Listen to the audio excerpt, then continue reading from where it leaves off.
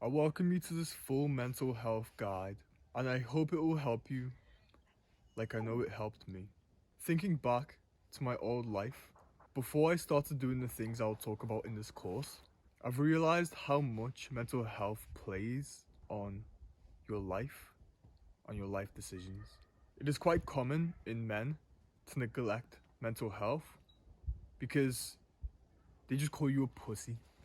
They act as if taking care of your mental health makes you a pussy, even though not taking care of your mental health literally makes you a pussy. Do you understand? You'll notice that if you fall out of synchronicity of your mental health, you start making decisions based upon emotion instead of rationality. Because you become this desperate person who is subconsciously trying to fix his mental health without realizing it. You start doing things that make you feel good because your life isn't fulfilling. So you look for other sources of fulfillment through your daily actions. You may think that you have depression. You may think that you have anxiety. You may think that you have ADHD or any of these mental illness diseases.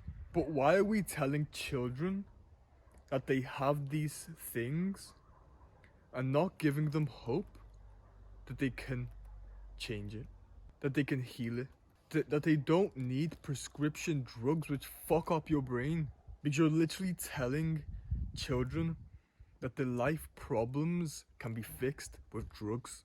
I know this because I used to have clinical depression. I used to have anxiety. And yes, I was medicated for it. That is why I have the right today to talk about mental health. This is why I'm making this guide for lost young men who are in the same position as me just a few years ago. So, the first section of this course is the Holy Trinity of mental health. It is the mental, the physical, and the spiritual. Every single aspect of this Holy Trinity has the same amount of weight which goes into mental health. You may have two down, but if you don't have one in control, your whole mental health fucks up.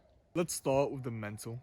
The mental is all about mindfulness, being in the present moment. You'll notice that people who don't meditate, people who don't journal, you'll notice that they have emotional issues because they keep over exaggerating this problem in their mind, which doesn't even exist. They're so stressed about the past or the future that they lose control of the present. How do you focus on the present moment? Well, the answer to your problem is meditation. If you've been on self improvement for quite some time, you're aware of meditation. But for the people who are not yet aware of the benefits of meditation, I think meditation is the foundation for your mental health. Because once you learn how to stay in the present moment, once you live in the present moment, you gain control over your decisions. You're no longer thinking out of emotion. You're no longer thinking out of stress. You're no longer thinking about what's tomorrow, what was yesterday. You're thinking about what is happening right now. Therefore, you start making decisions out of logic instead of emotion. I hope this makes sense. Second pillar of the Holy Trinity of mental health is the physical. Your physical has direct connection to the mental. If you don't at least work out, you will always have mental health issues. You'll notice that after a hard workout, a hard exercise session, you feel more calm. You don't feel like more aggression and more tension because you've just worked out. No, it's actually the complete opposite. Because you've gotten this emotional tension out of yourself into the workout. So now it's like you've lifted a couple pounds off of your back. If you aren't aware of the health benefits of working out, I suggest you look into it further. But now we'll talk about diet. I'm sure everyone has heard the phrase you are what you eat, right? But that is completely true, because there is scientific evidence that your gut and your gut microbiome is directly linked to your brain. So, the health of your gut will be the health of your brain. Not getting too scientific with the terms, I'm going to say that most of your feel-good chemicals that is produced in the brain is also produced in the gut. Around 80 to 90% of the feel-good chemicals are made in your gut. That is why I've said at the beginning of this video that if you don't have one of these three pillars under control, everything goes down into ruins. If you don't have control of the mental, you will never have control of the physical, which you will never have control of the spiritual. So notice how I talk about the exact steps you have to follow in order to improve your mental health. First, it's meditation. Then, it's working out. Then, it's diet. And now we're getting into the spiritual. Since this is quite a general guide, I won't be discussing religion in this video, although it does help. If you are a religious person, I want you to double down on religion.